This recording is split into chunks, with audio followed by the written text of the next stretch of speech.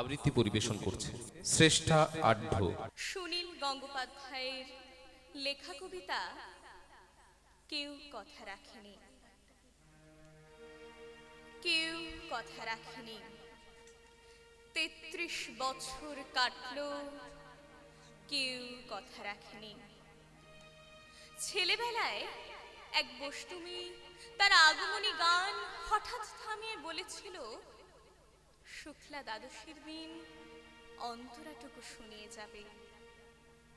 তারপর কত চন্দ্রভোগ অমাবস্যা এসে চলে গেল, কিন্তু সেই বষ্টমী আর এলো না। ২৫ বছর প্রতীক্ষায় আছি।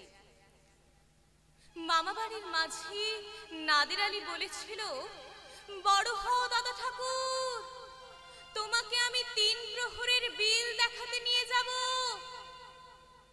যেখানে পদ্মফুলের মাথায় সাপ আর ভ্রমর খেলা করে।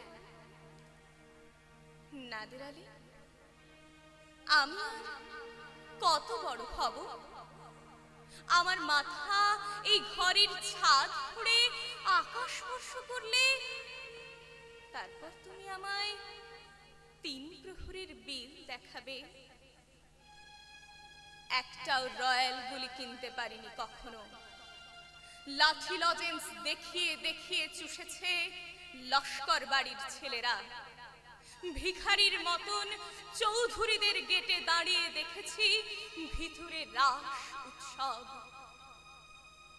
অবিরল রঙের ধারার মধ্যে সুবর্ণ কঙ্কন পরা ফর্সা রমণীরা কত রকম আমোদে হেসেছে। আমার দিকে তারা ফিরেও চায়নি।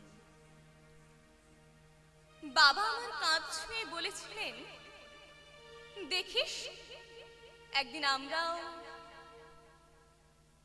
বাবা এখন অন্ধ, আমাদের দেখা হয়নি কিছুই। সেই রয়্যাল গুলি, সেই লাঠি লজেন্স, সেই রাস উৎসব আমায় কেউ ফিরিয়ে দেবেন না। বুকের মধ্যে সুগন্ধি রুমাল রেখে বরুণা বলেছিল, যেদিন আমায় সত্যিকারের ভালোবাসবে সেদিন আমার বুকেও এরকম আতরের গন্ধ হবে।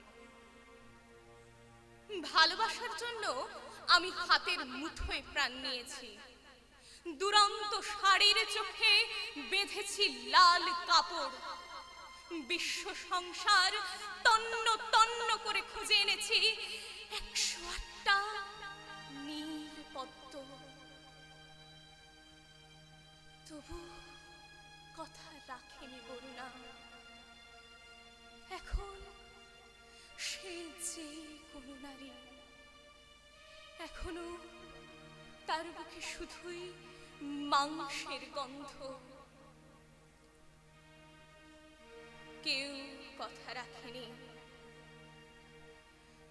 ৩৩ বছর কাটলো, কেউ কথা রাখে না।